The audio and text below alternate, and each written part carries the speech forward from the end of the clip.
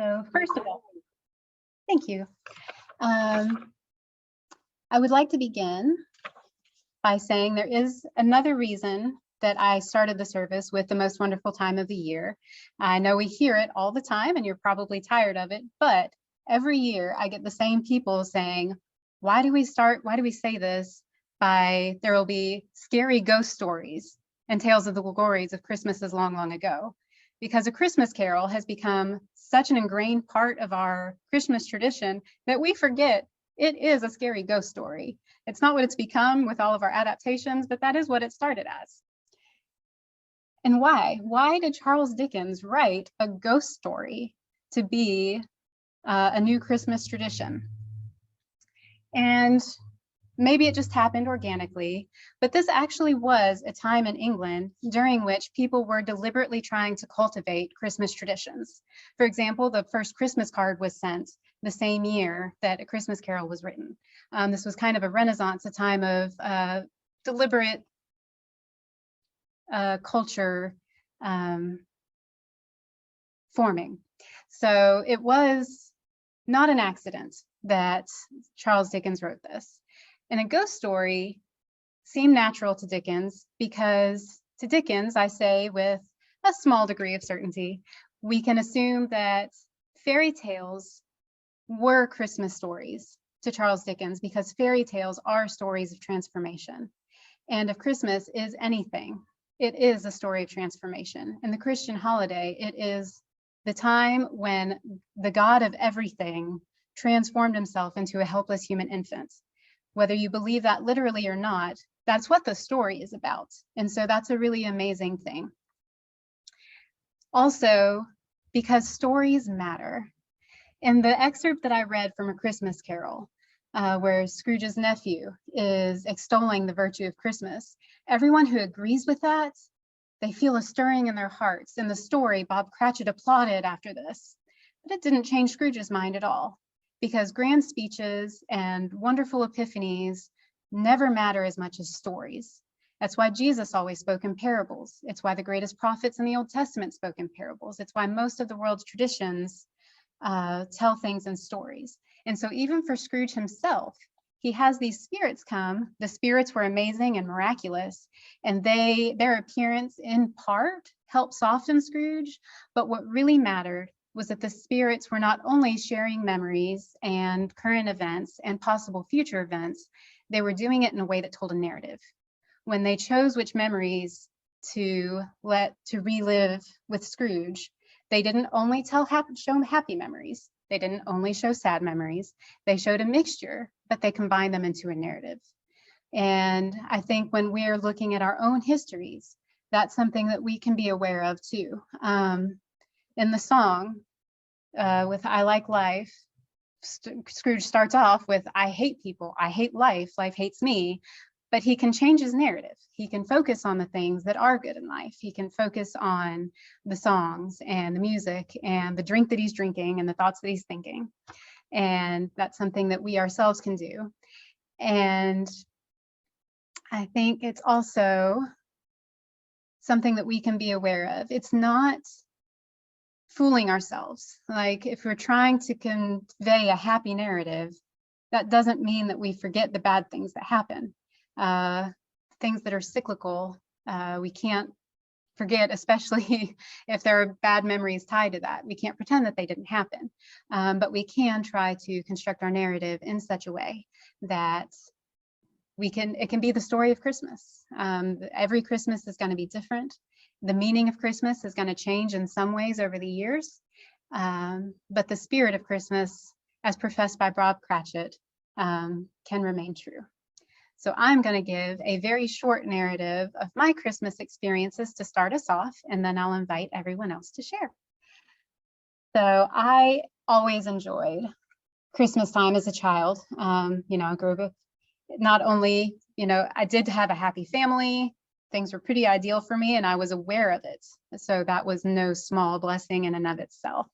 But I also loved the anticipation of Christmas. I wanted my presents, but I also really enjoyed not being able to open them until Christmas. I enjoyed begging my mom to tell me what it was, but I didn't want her to tell me what they were. I wanted to wait to open it, but I also really wanted to pester her to tell me. And I think as I got older, I understood, like, I was learning delayed gratification and anticipation and all those wonderful things. And yet on Christmas morning, that was transformed.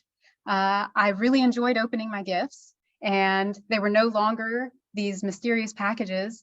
Now they weren't anything. Now they were whatever they were. And so even in that sense, Christmas morning was a time of transformation. When we get to, those are no longer packages containing any possible thing. Now they are the thing that they were. And that was an exciting thing. And of course, we would always have our same breakfast of Ebeskiva, and we watched we watched Scrooge and a couple of other movies that I always associate with the time. And then as I got older, I really, of course, I still loved getting gifts. I also learned to enjoy giving gifts and doing it not only from myself, but in the spirit of Santa, where you give anonymous gifts and you see the joy, and sometimes you don't. Sometimes you don't even get to see other people open them, but I learned the joy of giving. And then as I got even older, I learned it's still just as important to accept gifts graciously as it is to give them, because people also like to give you things, and they also like to see your anticipation and your wonder and your joy. So I learned as an adult, giving is great. Giving, you feel guilty about it, but you need to learn to be able to accept gifts graciously and with fervor as well. So I know that I'm kind of breaking tradition and talking about gifts as the point of Christmas, and I don't mean that, but I do think that is an okay theme to talk on when we're talking about transformation, because that is one aspect of Christmas in which I have experienced an evolution of my thoughts on the gifts and the transformation of the gifts themselves. So that is the narrative that I decided to focus on this morning. So I am going to let you know, the Zoom people, that you are now projected on the screen. So if you would like to take a turn, if you will raise your hand when I'm up here and can unmute you, you can share with the congregation. And I would also invite those of you who are here that I would love for you to share from back here so that the people on Zoom can see and hear you as well. All right. Volunteers to come share your Christmas narrative, or if you don't want to share a narrative and you just want to share memories, I'm not your boss. You can do that too. We'd love to hear them. I think I'm going to put Sherry on the spot because I know she came prepared. Would you be willing to come share, Sherry? Good morning, everyone here and Abby.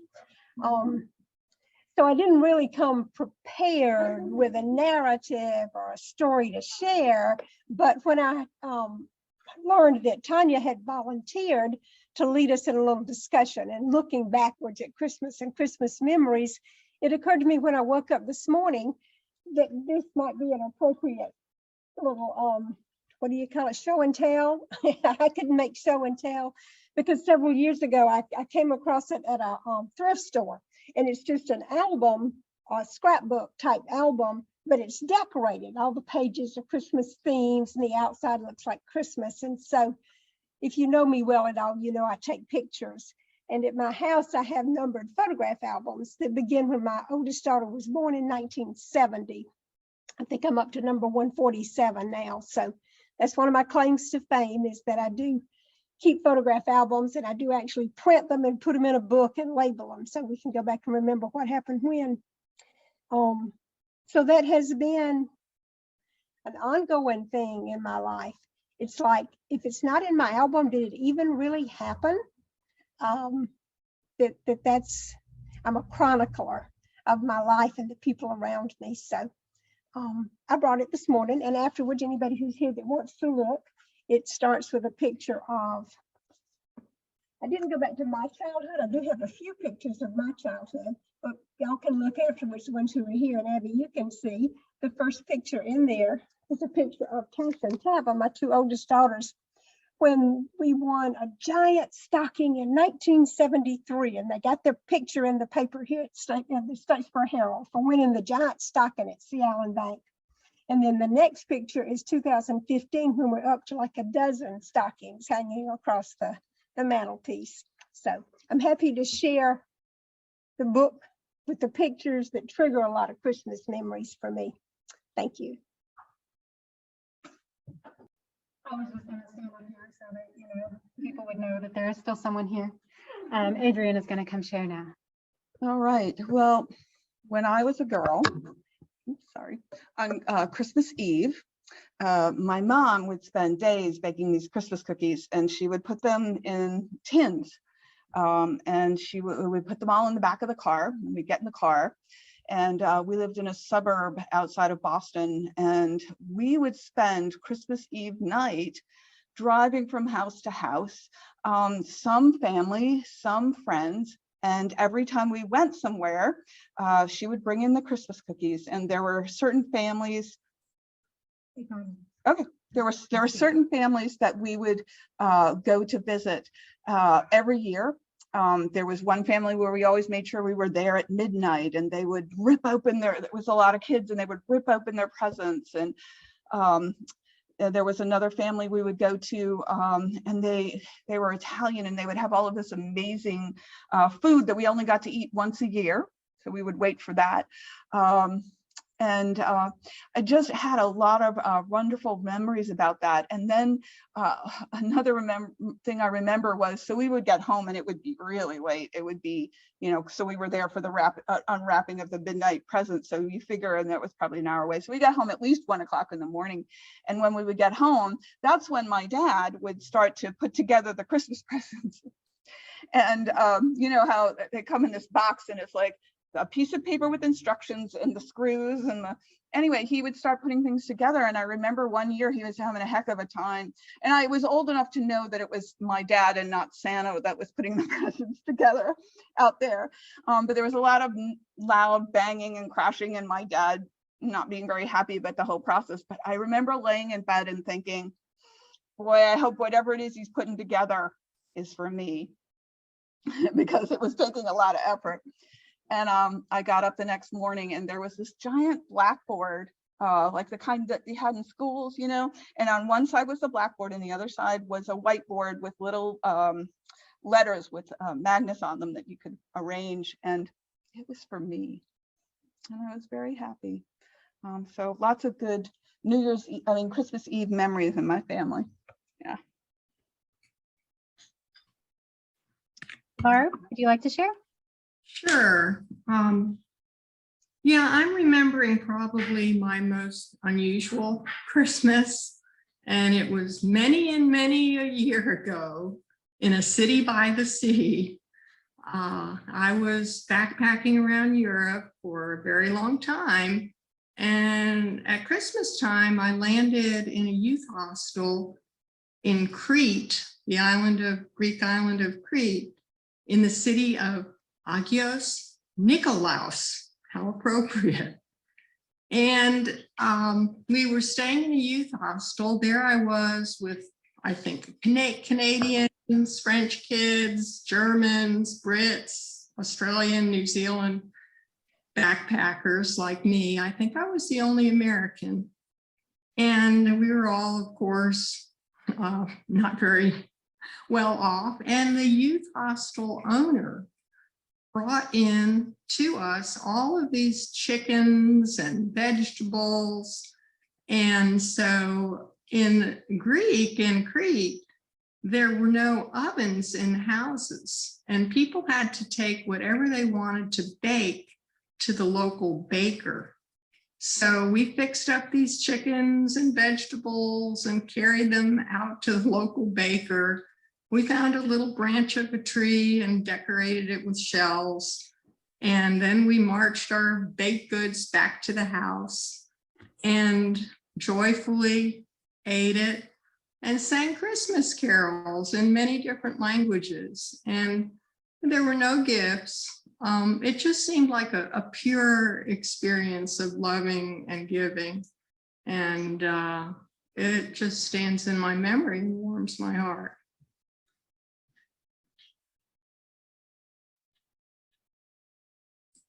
Thank you for sharing, Barb.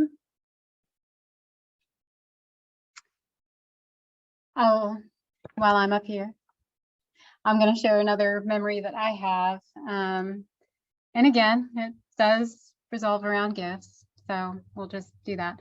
But one year we were traveling for Christmas, and honestly, I don't even remember if we were going to see family or just taking a vacation.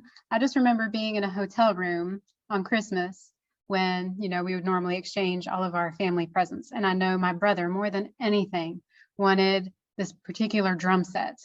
And we're opening presents in the hotel room, so it's pretty obvious that the drum set is not one of these. But the very last present that my brother opened was just this tiny little box, like envelope size, but it was a box. And he opened it, and then in the box was a picture of the drum set that was waiting for him at home. It had been delivered while we were gone, and that was the happiest I've ever seen my brother. It was a lot of fun. It was very clever of my parents to be able to do that. You were talking about the food that you were eating as being part of it. Every Christmas morning, part of our tradition is my dad would make ebiskiva, which is, now they sell them as, I think they call them pancake balls. So we had the special cast iron skillet that just has maybe 8 like divots in it. So you make it, they're basically like donut holes. You just basically deep fry some pancake batter in these little things and then dip them in powdered sugar, cinnamon sugar, put some jelly on them, and they're really tasty. And that's a from his Dutch Scandinavian side of the family, was a tradition from that. So that's another one that I've been able to carry on. I can't cook them quite as well as he could, and I can't turn them with the fork the way that he could, but they get cooked. Merry Christmas, Amelia. Do you want to share? Sherry says, Merry Christmas, Amelia, and asks if you guys would like to share. It's so good to see you up there. Good morning. Amelia wanted to share one thing, and I have a couple. Oh, You want to wonderful. go first, or do you want me to go first? Okay, so my first memory, I was just going to give a couple memories, was when my dad would take us up on this little mountain, which in North Alabama was a small hill, but at the time it felt like a little mountain. And it was so quiet and undeveloped at the time. And we would go up there and pick out a little fir tree and cut it down. And he'd throw it in the back of the van and bring us all home. And it was a lot of fun. Felt like we were just thrown in the back of the van with the tree, and got to bounce around with the tree on the way home. And it was before the age of, you know, everybody putting on their seatbelt and everything. My second memory was I got to perform as a character, a caroler in the Christmas Carol that my choir teacher adapted when I was in high school. And it was my drama teacher from middle school and my high school choir teacher who made this great adaptation of like musical theater. And it was so much fun. Talk about anticipation. I mean, just trying to go from practice to showtime to tell this great story. And the woman who played the ghost of Christmas Present was so full of life. And I just remember her so well. So that was cool. So Amelia has a story of when she was about 2. Yeah. And she had some surprise visitors show up on Christmas morning. So I have 2 aunts named Ashley and Anna, and our family woke up this Christmas and there were just 2 twin beds right by our door with Ashley and Anna just sleeping there, sitting there with 2 twins bed by our door. And it's like, where'd you come from? There's nothing like. Did you have to wake them up? I think they were sound asleep. And then they woke up and they're like, Where am I again? That's right. So we had some surprise visitors. The very best kind of Christmas present. That's right.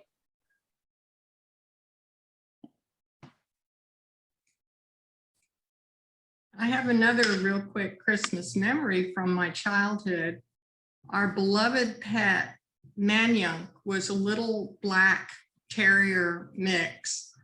And I had heard the story that animals could talk on Christmas Eve, or as Christmas Eve turned into Christmas. And I would secretly in my bed try to stay up till midnight so I could talk to Manyunk. But, and I tried that year after year with great hopes. But Manyunk communicated to me in other loving ways. Yeah, I'd almost forgotten about that. We would also, Christmas Eve, we would always give all the presents to the animals and make sure all their cages were clean. I think in our story, the idea was that at midnight, the animals would be able to talk to Santa. And you wanted them to tell Santa good things because, you know, if they were talking bad about you, he might bypass you. He might be like, well, you guys don't deserve these presents if you're not taking care of your pets. So the, you know, guinea pigs would get their carrots and their clean cages, and we would get them chew sticks, and the birds would have their treat. We had lots of pets. I won't go into all of them anyway. Also, whenever we left out cookies for Santa, we would also leave out carrots for Rudolph and all the other reindeer. You know, got to take care of them too. They're the ones doing a lot of the work. So as you were saying, with the Ghost of Christmas Past and everything, not only did they share good stories, but also bad stories from the past. And Christmas is normally a really good time for my family. We always love to get together and see family and spend quality time.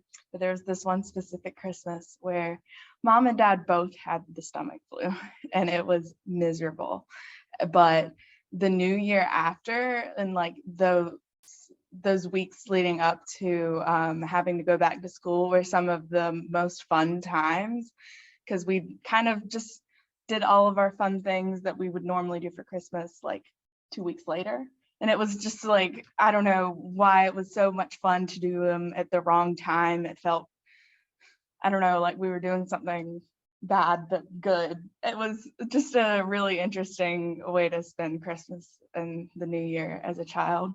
I really like thinking back on those years and how hard it was, but also that everything worked out in the end. And I think that's a positive way to look at it, especially considering the past few Christmases we've had. You know, yeah, thanks for letting me share. And I do appreciate that you guys were not intimidated by my call to, you know, also think of a narrative, because that's not necessary at all. I think that's just something we construct ourselves as time goes on, not necessarily something you have to share today. Just thinking of memories is a good thing. I do not have anything specific or official for closing out. So I would kind of just